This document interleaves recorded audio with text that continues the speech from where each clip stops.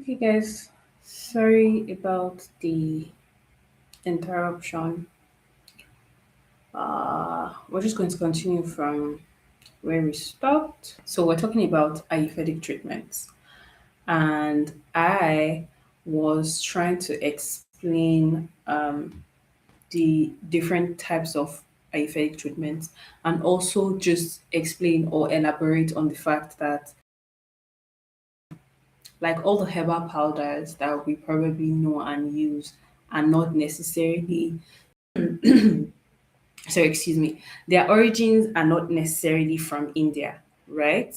But because it follows sort of the same of how Ayurveda or Ayurvedic masks are done, they're just grouped under Ayurveda.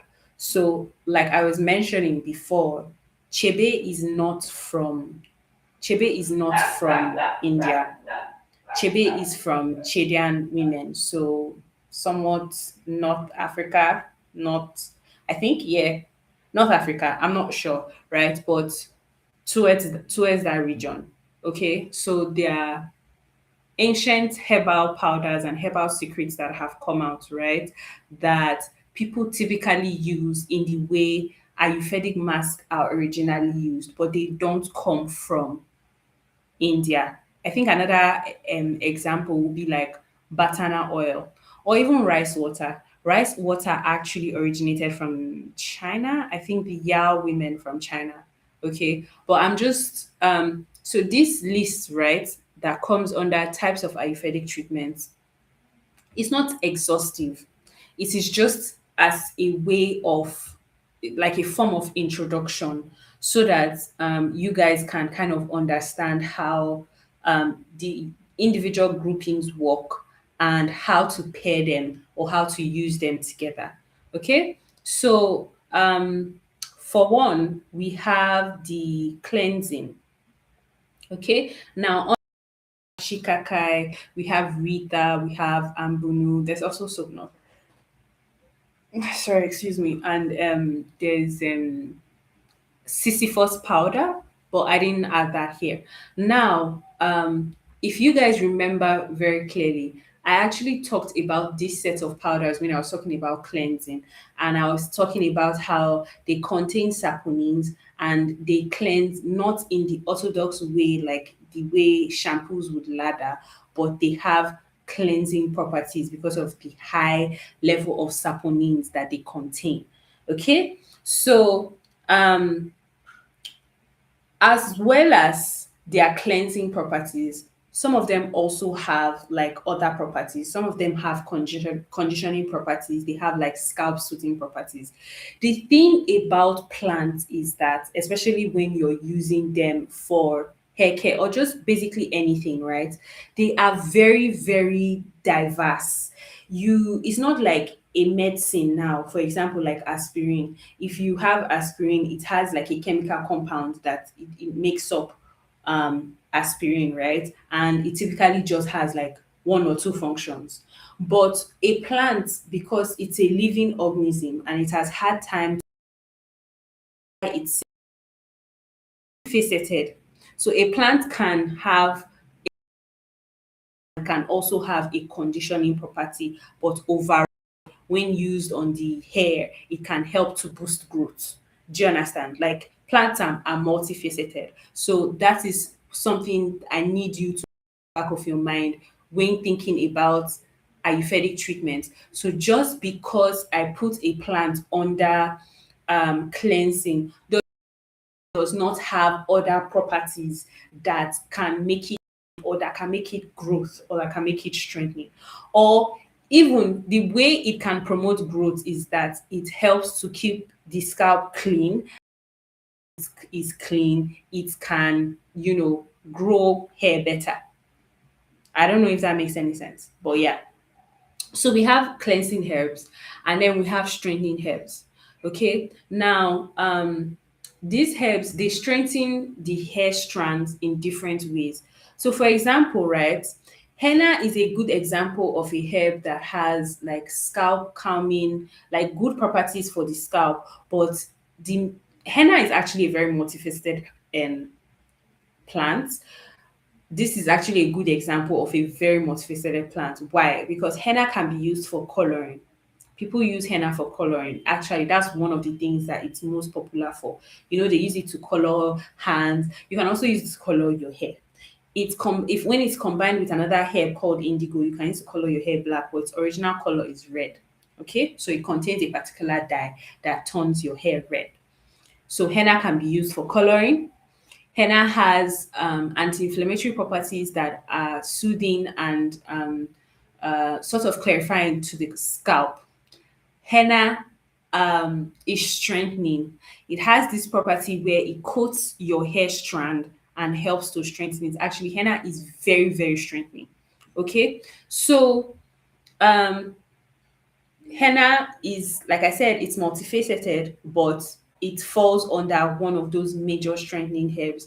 Like if I'm advising anybody to use henna, you should not go gung ho with henna unless you really understood it. If not, you can actually suffer from breakage, like from your hair being too strong or from your hair being too strengthened. Take it from me. I learned from experience and it was not a nice experience.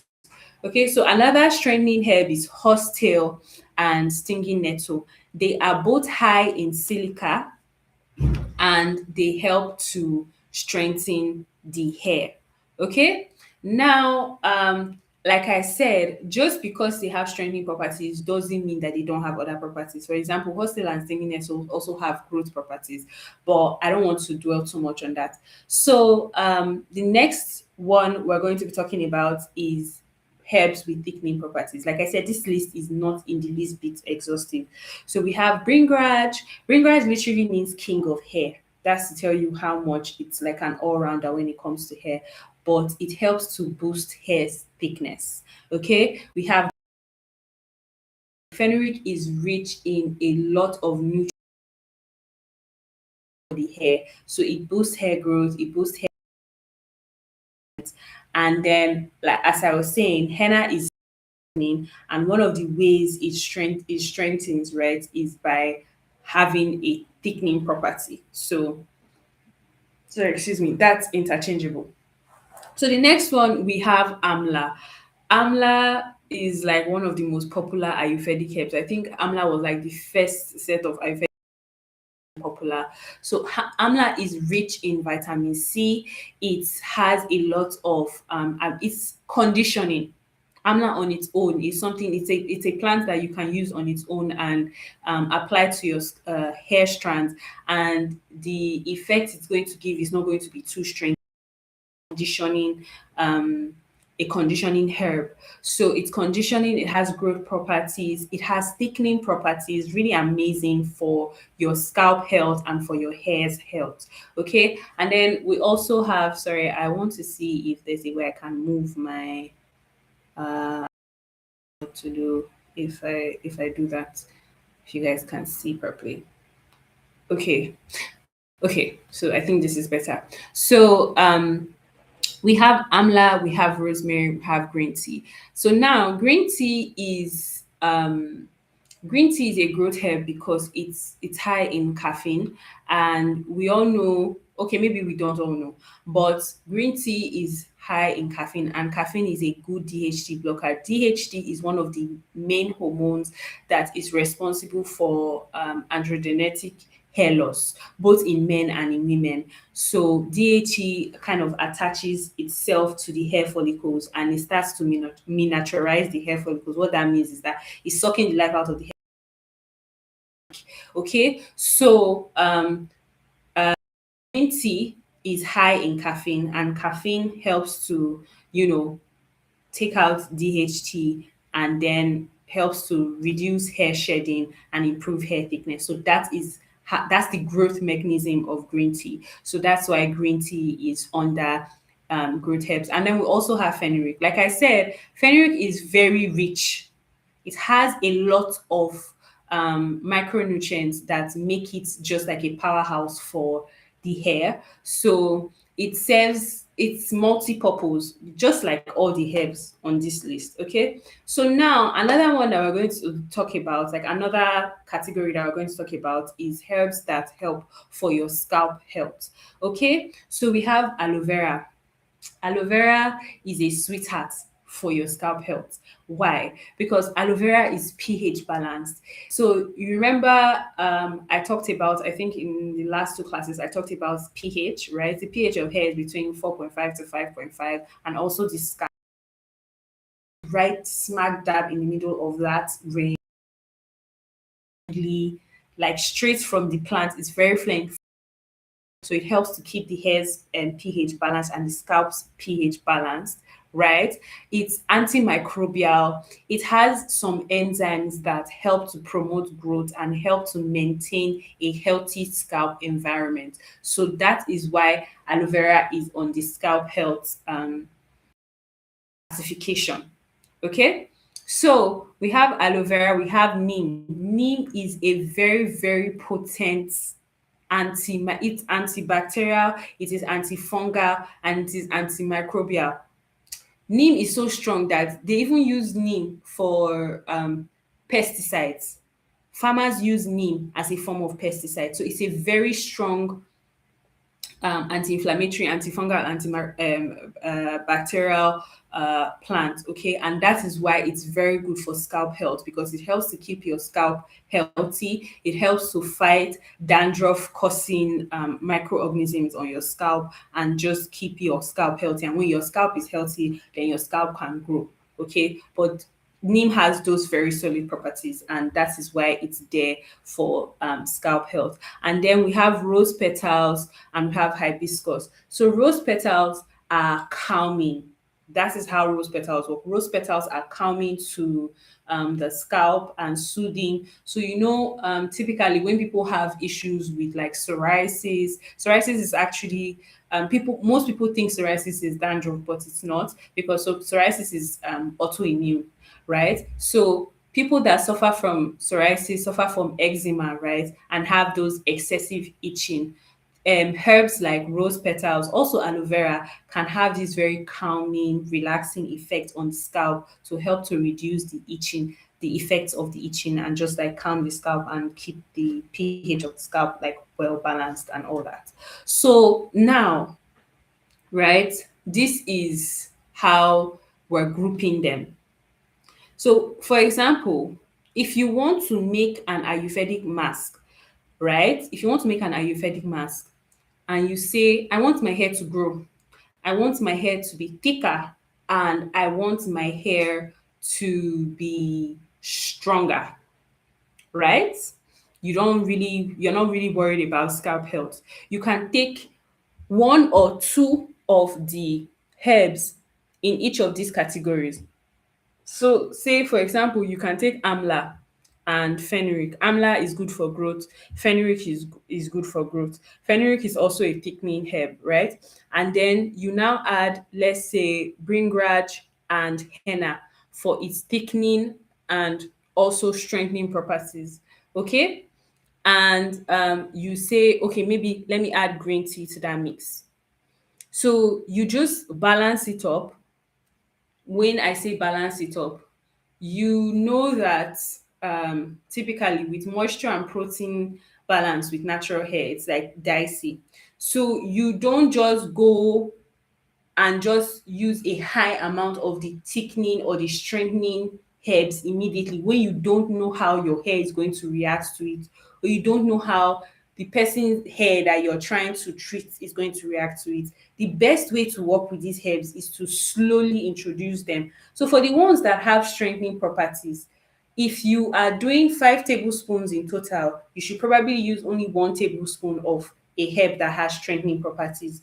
And then maybe the one that has growth properties, you can use more like 2 tablespoons, and then 1 tablespoon each of all the other ones, right? And then you can now create a mask that is growth, and it's a growth mask, it's a thickening mask, and it's a strengthening mask. So I don't know if you guys are following, that makes any sense. Okay, so all right, so now we're moving on to the next uh form of treatments. Okay, so we have oils and butters. Oils are viscous hydrophobic liquids at room temperature, largely composed of triglycerides and fats derived from plant, animals, or synthetic sources.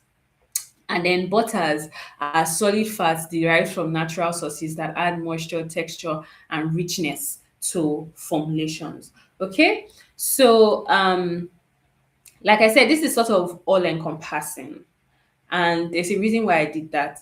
So now I'm pretty sure almost all of us here have heard about hot oil treatments. Okay, we've all heard about hot oil treatments. Now there are different oils that you can use for hot oil treatments, and they have like how they have different ways because of their intrinsic properties. They have different ways that it can help to boost hair's health, soften the hair, and condition the hair, right? Okay, so now for the types of oils that we have essential oils. Now essential oils are oils that are gotten from plant material. So about the plant leaves, the plant bark, the plant stem, right? And they're usually in very small quantities in the plant material, and they come at very concentrated quantities, not quantities, they come concentrated. Once extraction is done, once an essential oil extraction is done, they come very concentrated, they are very strong, right? Okay, so that's an essential oil. So examples of essential oils, like I said, with all this list, they are not exhaustive. It is just to introduce you, so make you understand, right? Now, they are typically very light. They they are very active such that they can evaporate into the atmosphere. So they typically have to be kept in like tight jars, away from direct sunlight because of how psychoactive they are. Rosemary, lavender, tea tree, chamomile, the list goes on, lemongrass.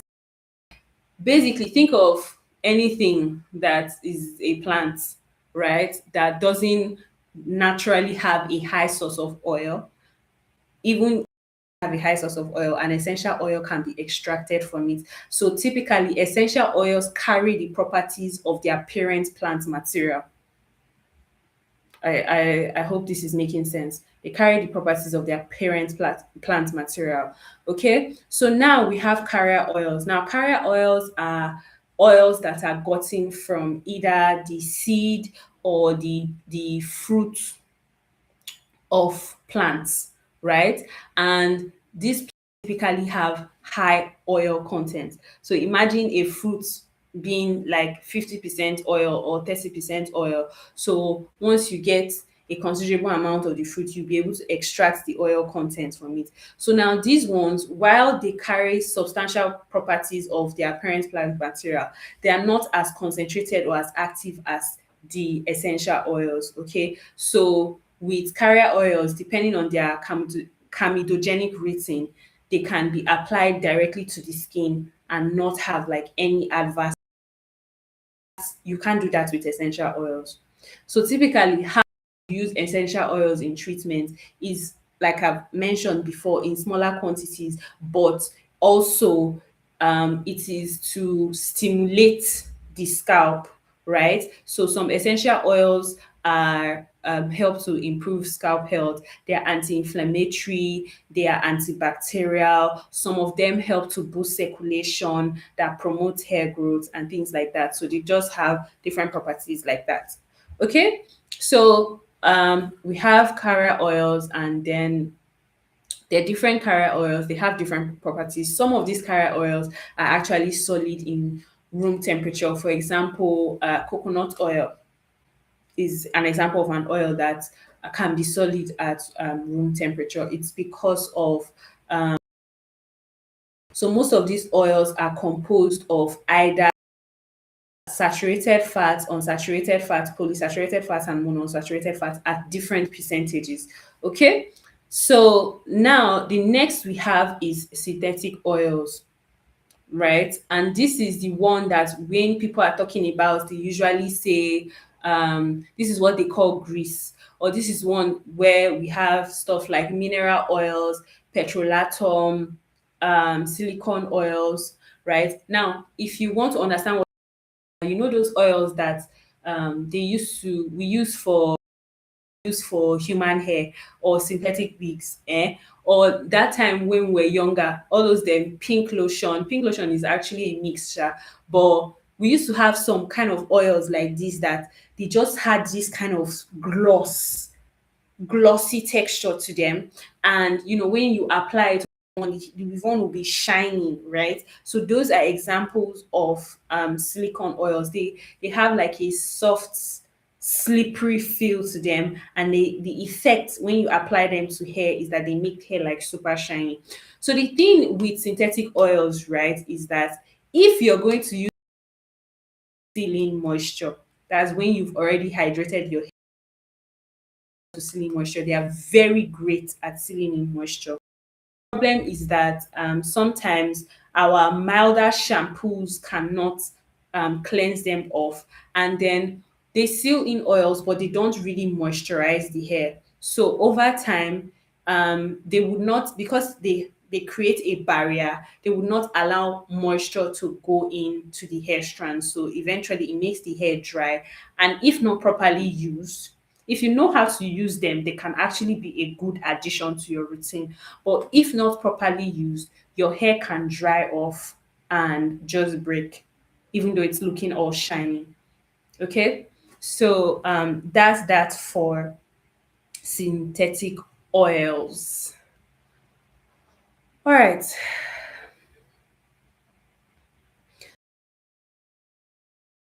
how essential oils are used as treatments, right? So you don't use them directly. You use them in collaboration with carrier oils. Okay. So now, if you want to make an ayurvedic oil, right, you can choose one carrier oil or even two carrier oils, just depending on the properties, like I said, that you would want, like the beneficial properties in these oils that you want to impact on the hair, right? So for example, coconut oil is very penetrative. So let's say you want to restore your hair's moisture balance, or you want to restore your hair's lipid level, which is like your hair's oil level, because your hair does have does naturally contain oils, right? So you want to restore that.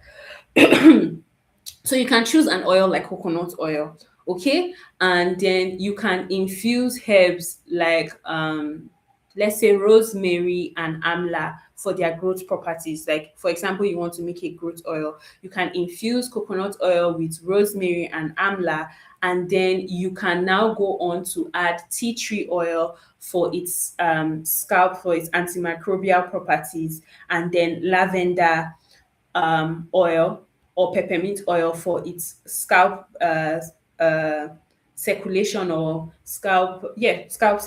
blood circulation properties. Okay, so that way, essentially, you've made a very simple hair growth oil. Okay. Now, this hair growth oil, you can use it in two ways. You can use it by applying it to your scalp and massaging it into your scalp. You can also use it by using it as a hot oil treatment. So you can use it pre-shampoo, you can use it post-shampoo to keep your hair, to impact those properties that the Ayurvedic herbs have and even the essential oils have. I don't know if that makes any sense. So that's how you use the essential oils. Obviously, you use the essential oils in smaller quantities as opposed to the carrier oils. And then for synthetic oils is best to use them, like I mentioned before, as a sealant, right? And you should not be using synthetic oils when your hair is dry. When your hair is dry and you want to reapply moisture, sorry, excuse me, you need to go in with a water-based conditioner, or just water itself. So you need to hydrate the hair first before you now seal in with synthetic oils, if you want to go that route. But if done properly, for example, for your LOC, you replace the cream with a synthetic oil. If you do it like that, you can actually have your hair staying moisturized for a much longer time. So where a normal butter like shea butter will keep your hair moisturized for like 7 days, a synthetic oil can probably extend it to like 12 days or 14 days, as the case may be, like depending on your hair's porosity. So It's just all about knowing how to use these oils, like knowing what situations they work for. So when you already know the properties of the oils, you know the person's hair type, right? Then you know how to play around, right? So you can see now that for somebody with high porosity, trying to use mineral oils or synthetic oils may not be so much of a bad idea to help them to retain moisture for longer, right? But somebody with low porosity hair may not necessarily need that help, or could synthetic oils could weigh low porosity hair down, and over time just cause product buildup. Okay, and then also if you're using synthetic oils, then you know that you cannot be using cleansers like Rita and Shikakai and Sisyphus, because those are cleansers that don't have strong surfactants. So you need to be using synthetic oils. You need to be using either very strong detoxifiers like ACV, or using clarifying shampoos that can help to take out all that buildup and keep your hair on a clean slate. Okay, so this is why knowing all these things is very important, because it will help to guide you on how to recommend products to people, and you know depending on their hair type, what they can use, how they can combine things, and how they can build a regimen. Okay, so next one we have butters. Okay, so butters are, they're basically solid fats. They're just solid at room temperature. And we get butters from two major sources. So we have butters from plant sources, and we have butters from animal sources. So now for these animal butters, this is another list that is not exhaustive, because there's sheep butter, there's goat butter, different types of butters gotten from different places. But I just wanted to keep it, uh, bring it to place, right? So there's butter that is gotten from cow's milk, there's butter that's gotten from goat's milk, there's butter that's gotten from sheep milk. Then there's also something called lanolin that is gotten from, I think, sheep skin, right? It's waxy, it's thick, sort of like a butter. So there are different types of butters from animal sources and from plant sources. So for plant butters, we have butters like shea butter, cocoa butter, mango butter, cucumber butter. They all have different properties, different levels of saturated, monosaturated, unsaturated fat, and all that. And they all have different properties that they help to impact on the hair. So depending on what you're trying to achieve, you can use any of these plant butters. And like I said, their main thing is help to seal in the moisture. They also, some of these butters also have like intrinsic conditioning properties, okay? And then so they help to soften the hair, help to seal in moisture, and then help to protect the structural integrity of the hair. All right, have stylers, and a lot of times stylers aren't talked about enough. And I feel like they're very important, because to a very large extent, most people, when they're going to the hair salon, or when they even want to grow their hair, they don't want to grow their hair just so they can have long hair. They want to grow their hair so that they can use their hair to do different things and have it look nice all the time. And typically, the things that you can use to achieve that are stylers. Okay, so they're very, very important part of our routine. They're not necessarily a treatment in the sense that they just help your hair behave and act in a certain way, right? But they don't help to improve the quality of your hair or improve the health of your hair, but they help make your hair look nice. Okay, and that's super important, because we gotta look gorgeous. Gorgeous. Bye bye. Okay, so hairstyling products are designed to define, shape, hold, and add texture or shine to hair. Apply to wet, damp, or dry hair to assist in styling. So types of stylers. So we have hair gels. Now, hair gels are lightweight. They sort of give almost like, and they need to dry down to give like a sort of crunchy, right? And they can help to slick the hair, put the hair all together, and also define the hair, but not so much. Gels don't necessarily give like the best hold and definition, especially when it comes to like more tighter curls. Okay. And then we have pomade or wax. So now this one, right? This is how do I explain this? This name, right? Pomade or wax. It's sort of broad in that there are people that make pomades out of like they're just like thick, almost solid like creams, right? But this categorizing how I'm defining it is what we know as edge control. So those stronger hold gels that help to like keep your hair in place. My hair, it don't move. That's pomade. That's pomade and that's wax. So that's the category under that. Okay. And then we have hair mousse.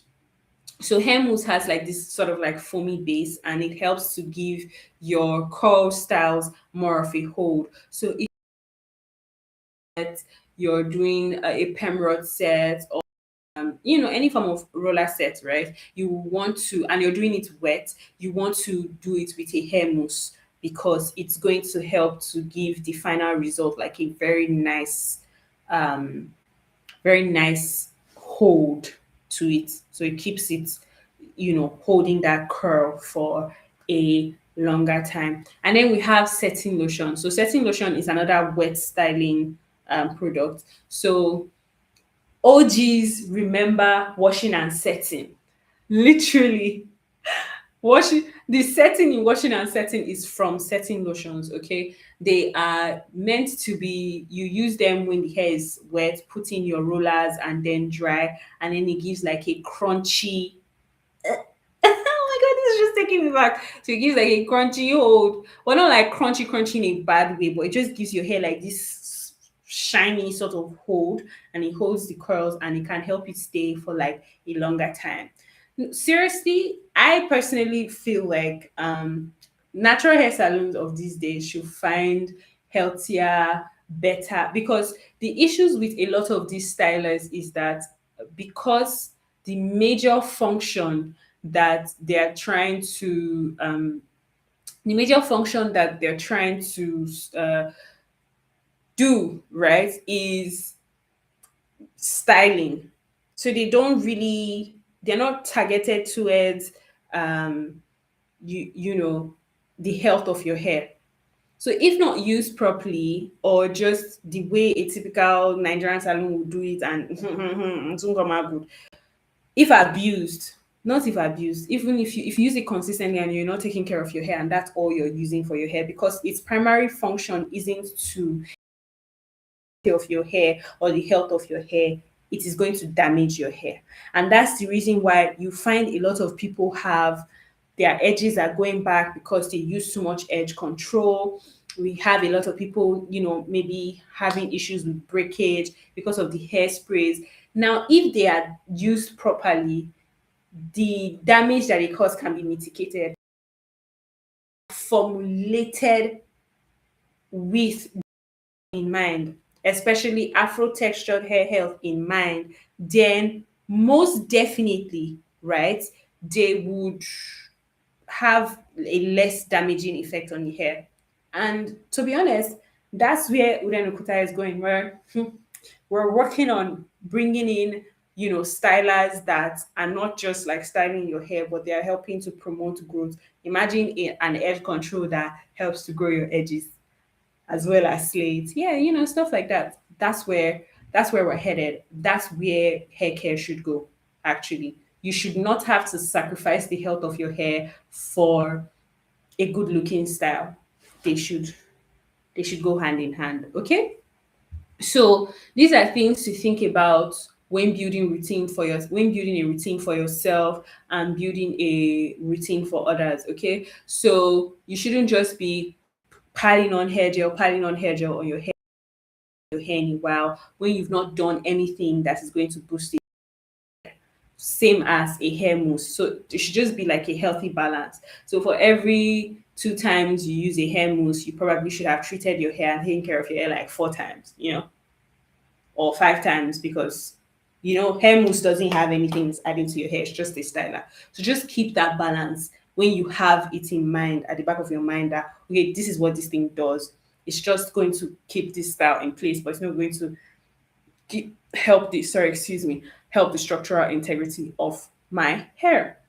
So now with coiling creams are some, I think on this list they're the only ones that to an extent can be conditioning and can also help the integrity of the hair, because they have ingredients in them that can help to give like a hold, but they also have like conditioning ingredients, and like just depending on the way it's formulated, right? And then we have hairsprays. Those are the ones that help to also keep the hair in place, reduce frizz, and things like that. Okay, so the last but not the least for today. Are we excited? We have chemical adjusters. Okay, now I use this one to group everything that chemically alters your hair permanently. Okay, so chemical adjusters are salon or at home treatments that use active chemical agents to permanently or semi permanently alter hair structure, texture, or color. Okay, yeah. So we have these guys. We have hair relaxers. We have keratin treatment. Please, this keratin treatment is not to be mistaken for like the keratin slash protein treatment under conditioner, right? This one is a straightening treatment that formaldehyde. It's actually very damaging, not just to your hair but to your health. Okay, so hair relaxers, under hair relaxers, they're also hair texturizers. They basically they have the same formula. They're just used differently. So a hair relaxer is applied on the hair for longer to give a straightening effect, right? While a hair texturizer is applied to the hair for a shorter time to give a more coily effect for afro textured hair. Okay, so keratin treatment is also a form of straightening treatment, right? But the process is not like relaxers. It's long. There are different steps to it. Okay, now we have the perm. This is basically the opposite of a relaxer, because what perms, permanent wave, essentially turns straight hair coily. Yes, it turns straight hair coily. Okay, and then under this one, I also like to group them jerry coils under this too.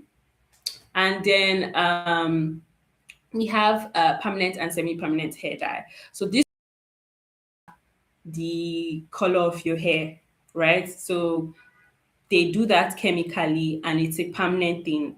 There's nothing you can do to reverse it. So that is why it falls under chemical adjusters. And most often times, right, how all these chemical processes work is that they how they permanently alter the structure of your hair. They do that by damaging your hair. So a lot of these treatments are very damaging to the structural integrity of your hair. And as a result, if you want to do treatments like this, you need to supplement, right? Technically, these are not really boost the health of your hair. They are treatments that help to change or manipulate the way your hair looks to achieve a certain style. So, in essence, they're right. But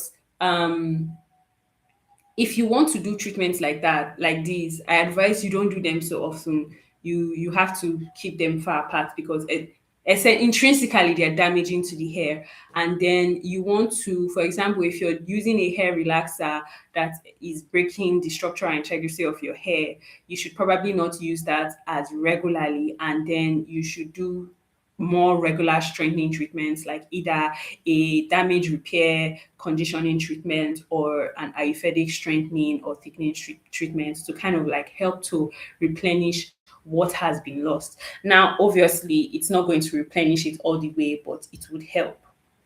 Okay, so that is the end of today's class. I hope this class was enlightening. If there are any questions, let's have them in the comment section. And if there are no questions, don't forget to like, to share, to subscribe. Okay? And I will see you guys tomorrow.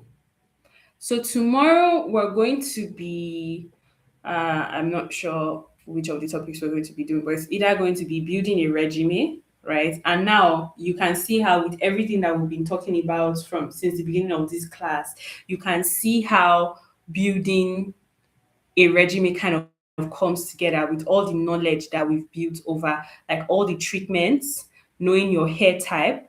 Okay. So tomorrow's class is either going to be protective styling or building a hair routine.